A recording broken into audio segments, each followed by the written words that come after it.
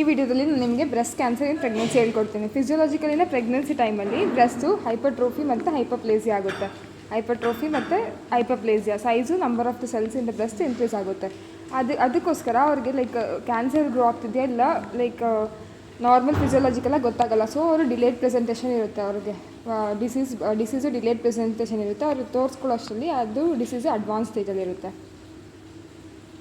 It will be in advance stage, delayed presentation and advance stage. So clinical features ಏನಿರುತ್ತೆ, ಲಂಪಿಂದ breast ಇರುತ್ತೆ, aggressive ಆಗಿ grow ಆಗ್ತಿರುತ್ತೆ, ER/PR negative ಇರುತ್ತೆ in 80 to 90% of the case. So ಇವಾಗ investigations ಏನು ಮಾಡ್ತೀರಾ? USG ಮಾಡ್ತೀರಾ. USG first investigation of choices USG. For diagnosis ಮಾಡೋಕ್ಕೆ ಟ್ರೂ ಕಟ್ ಬಯಾಪ್ಸಿ ಮಾಡ್ಬೋದು. ಸೊ ಅದು ಇನ್ಸಿಟಿವ್ನ ಇನ್ವೆಸ್ಟಿವ್ ಗೊತ್ತಾಗುತ್ತೆ ಟ್ರೂ ಕಟ್ ಬಯಾಪ್ಸಿಯಿಂದ. ಆಮೇಲೆ ಟ್ರೀಟ್ಮೆಂಟು ಬೇಸ್ಡ್ ಆನ್ ದ ಯಾವ ಟ್ರೈಮಿಸ್ಟರಲ್ಲಿದ್ದಾರೆ, ಅವ್ರು ಫಸ್ಟ್ ಟ್ರೈಮಿಸ್ಟರಲ್ಲಿದ್ದಾರೆ, ಸೆಕೆಂಡಲ್ಲಿದ್ದಾರೆ, ತರ್ಡಲ್ಲಿದ್ದಾರೆ, ಇಲ್ಲ ಡೆಲಿವರಿ ಆಗಿಬಿಟ್ಟಿದೆಯಾ, ಪೋಸ್ಟ್ ಡೆಲಿವರಿನ, ಅದ್ರ ಬೇಸ್ ಮೇಲೆ ಟ್ರೀಟ್ಮೆಂಟ್ ಮಾಡೋದಕ್ಕೆ ಚೇಂಜ್ ಆಗುತ್ತೆ. Surgery, breast conservative surgery first ಟ್ರೈಮಿಸ್ಟರಲ್ಲಿ ಸೆಕೆಂಡ್ ಟ್ರೈಮಿಸ್ಟರಲ್ಲಿ ಮಾಡೋಂಗಿಲ್ಲ. ಯಾಕಂತಂದರೆ after breast conservative surgery you have to give radiotherapy. ಇದಾದಮೇಲೆ ತರ್ಡ್ ಟ್ರೈಮಿಸ್ಟರಲ್ಲಿ ಇರ್ತಾರೆ. ಸೊ ಅವರು ಪ್ರೆಗ್ನೆನ್ಸಿಲಿ ಇರೋವರೆಗೂ ರೇಡಿಯೋಥೆರಪಿ ಕೊಡೋಂಗಿಲ್ಲ. ಸೊ ಫಸ್ಟ್ ಸೆಕೆಂಡ್ ಟ್ರೈಮಿಸ್ಟರಲ್ಲಿ not going to do breast conservative surgery. Third ಟ್ರೈಮಿಸ್ಟರಲ್ಲಿ ಮಾಡ್ಬೋದು, ಬಿಕಾಸ್ ಇದು ತರ್ಡ್ ಟ್ರೈಮಿಸ್ಟರಲ್ಲಿ ಮಾಡಾದ್ಮೇಲೆ ರೇಡಿಯೋಥೆರಪಿ ಪೋಸ್ಟ್ ಡೆಲಿವರಿ ಕೊಡ್ಬೋದು. ಪಾಪು ಲೈಕ್ ರೇಡಿಯೋಥೆರಪಿ ಯಾವಾಗೂ ಕೊಡೋಂಗಿಲ್ಲ until she is pregnant.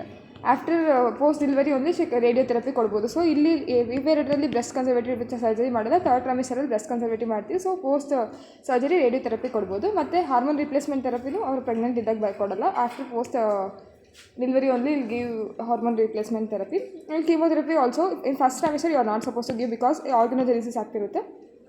So ಇದು ಕಂಜನಿಟಲ್ ಅನಾಮಲೀಸ್ ಬರುತ್ತೆ. So chemotherapy are not going to give in first trimester. ಇನ್ನು second trimester like organisations complete ಆಗಿರುತ್ತೆ. ಸೆಕೆಂಡ್ ಟ್ರೈಮಿಸ್ಟರ್, ತರ್ಡ್ ಟ್ರೈಮಿಸ್ಟರ್ ಇಲ್ಲ post delivery chemotherapy ಕೊಡ್ಬೋದು. This is all about the breast cancer in pregnancy. ಇನ್ನೊಂದ್ಸತಿ revise ಮಾಡೋದಾದರೆ, breast normally ಫಿಸಿಯೋಲಜಿಕಲಿನೇ grow ಆಗ್ತಿರುತ್ತೆ pregnancy ಟೈಮಲ್ಲಿ. So ನಿಮ್ಗೆ ಬ್ರೆಸ್ಟ್ ಕ್ಯಾನ್ಸರ್ ಇದ್ರೂ, ಲಂಪ್ ಇದ್ರೂ ಲೈಕ್ ಸೈಜ್ ಇನ್ಕ್ರೀಸ್ ಆಗ್ತಿರೋದು ಫಿಸಿಯೋಲಜಿಕಲ್ ಅಂದ್ಕೊಂಡಿರ್ತಾರೆ. ಸೊ ಡಿಲೇಡ್ ಪ್ರೆಸೆಂಟೇಷನ್ ಇರುತ್ತೆ. ಅಡ್ವಾನ್ಸ್ ಸ್ಟೇಜಲ್ಲಿ ಅವರು ತೋರಿಸ್ಕೊಳಕ್ಕೆ ಬರ್ತಾರೆ. ಅವಾಗ ಏನಿರುತ್ತೆ, ಲಂಪ್ ಇರುತ್ತೆ ಬ್ರೆಸ್ಟಲ್ಲಿ, ಮತ್ತು ಅಗ್ರೆಸಿವ್ ಆಗಿ ಗ್ರೋ ಆಗ್ತಿರುತ್ತೆ ಅದು.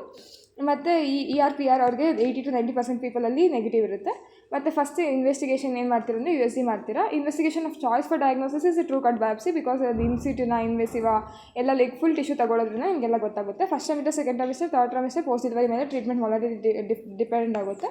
ಫಸ್ಟ್ ಸೆಕೆಂಡ್ ಟ್ರೈಮಿಸ್ಟರಲ್ಲಿ ನೀವು ಬ್ರೆಸ್ಟ್ ಕನ್ಸರ್ವೇಟಿವ್ ಸರ್ಜರಿ ಮಾಡಿಬಿಟ್ಟು ರೇಡಿಯೋಥೆರಪಿ ಕೊಡ್ತೀರಾ. ರೇಡಿಯೋಥೆರಪಿ ಕೊಡೋಕ್ಕಾಗಲ್ಲ. So you are not going to do first and second ಟ್ರೈಮಿಸ್ಟರಲ್ಲಿ ಬ್ರೆಸ್ಟ್ ಕನ್ಸರ್ವೇಟಿವ್ ಸರ್ಜರಿ. ತರ್ಡ್ ಟ್ರೈಮಿಸ್ಟರಲ್ಲಿ ಮಾಡ್ಬೋದು. ಪೋಸ್ಟ್ ಡೆಲಿವರಿ ನೀವು ರೇಡಿಯೋಥೆರಪಿ ಕೊಡ್ತೀರಾ. ಅದಕ್ಕೆ ರೇಡಿಯೋಥೆರಪಿ ಫುಲ್ ಪ್ರೆಗ್ನೆಂಟ್ ಇದ್ದಾಗ ಯಾವಾಗೂ ಕೊಡೋಂಗಿಲ್ಲ. ಮತ್ತು ಹಾರ್ಮೋನ್ ರಿಪ್ಲೇಸ್ಮೆಂಟ್ ಥೆರಪಿನೂ ಫುಲ್ ಪ್ರೆಗ್ನೆನ್ಸಿಯಲ್ಲಿ ಎಲ್ಲೂ ಕೊಡೋಂಗಿಲ್ಲ. ಬಟ್ ಕೀಮೋಥೆರಪಿ ಫಸ್ಟ್ ಟ್ರೈಮಿಸ್ಟರಲ್ಲಿ ಮಾತ್ರ ಕೊಡೋಲ್ಲ, ಬಿಕಾಸ್ ಆರ್ಗನೋಜೆನಿಸಿಸ್ ಆಗ್ತಿರುತ್ತೆ. ಸೆಕೆಂಡ್ ಟ್ರೈಮಿಸ್ಟರಲ್ಲಿ can give chemotherapy. This is all about the breast conservative surgery. If you find this video helpful, please do like, share, subscribe to my channel. If you have any suggestions, let me know in the comment section. Thank you.